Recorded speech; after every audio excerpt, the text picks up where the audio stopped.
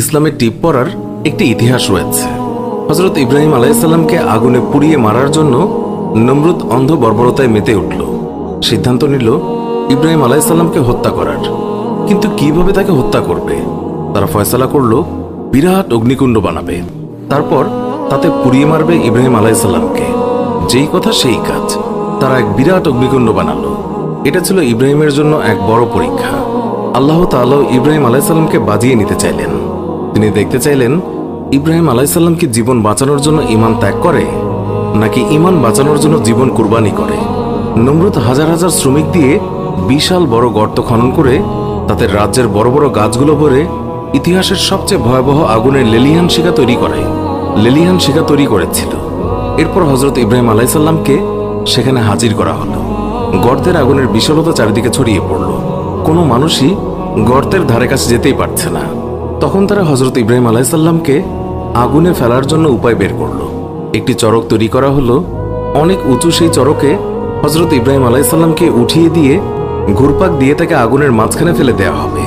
তিনি আগুনে পুড়ে কিভাবে ছাই হয়ে যাবেন সেটা দেখার জন্য নমরুদ এবং তার মন্ত্রী পরিষদ গর্তের অনতিদূরে একটি মঞ্চ করে বসে দেখছে। যেই সময় হযরত ইব্রাহিম আলাইহিসসালামকে চরকে উঠিয়ে ঘুরপাক দিয়ে ফেলে দেবে, সেই মুহূর্তে তার ঈমান পরীক্ষা করার জন্য আল্লাহ তাআলা হযরত জিবরাইল আলাইহিসসালামকে পাঠালেন। হযরত জিবরাইল আলাইহিসসালাম এসে বললেন, হে ইব্রাহিম, আপনাকে আগুনে ফেলা হচ্ছে, আপনি আমার কাছে সাহায্য চান, আমি আপনাকে বাঁচিয়ে দেব। হযরত ইব্রাহিম আলাইহিসসালাম বললেন, ইয়া জিবরাইল, আমি তোমার কাছে কেন সাহায্য চাইব? আমি তো কোনো অন্ধ আল্লাহর ইবাদত করি না। তিনি তার বান্দার সব দুঃখ কষ্ট নিজের চোখে দেখেন। হযরত ইব্রাহিম আলাইহিসসালাম এই মুহূর্তেও ঈমান থেকে টলেননি, যার কারণে এই পরীক্ষায় তিনি উত্তীর্ণ হলেন। রহমতের ফেরেশতারা চরকের একপাশে ভর করে থাকায় চরক ঘোরানোই যাচ্ছিল না। তখন শয়তান নমরুদকে কুবুদ্ধি দিল কিছু নগ্ন মেয়ে এনে চরকের সামনে বসিয়ে দিতে, কারণ এই অবস্থায় ফেরেশতারা থাকতে পারবে না। অবশেষে নগ্ন মেয়েদেরকে এনে এলাকার যুবকদের মাধ্যমে অবৈধ কাজ করানো হলো। ফলে ফেরেশতারা লজ্জায় থাকতে না পেরে চলে গেল। তারপর ইব্রাহিম আলাইহিসসালামকে আগুনে নিক্ষেপ করতে তারা সক্ষম হলেন।